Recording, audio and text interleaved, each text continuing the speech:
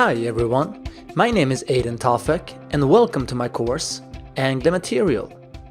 I'm an independent software consultant at Towfeek Solutions. I teach and speak to whoever will listen.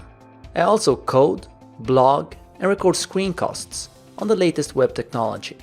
Make sure to follow me on YouTube and Twitter for weekly updates. Angular Material provides a set of reusable, well-tested and accessible UI components based on material design. For developers using Angular, Angular Material is the reference implementation of Google's material design specification. Some of the major topics that we will cover include core concepts of material design, setting up the development environment, using the components and services in the library, data tables with filtering, sorting, and pagination. By the end of this course, you'll know how to build great-looking responsive websites using the Angular Material library and be familiar with the core concepts of material design.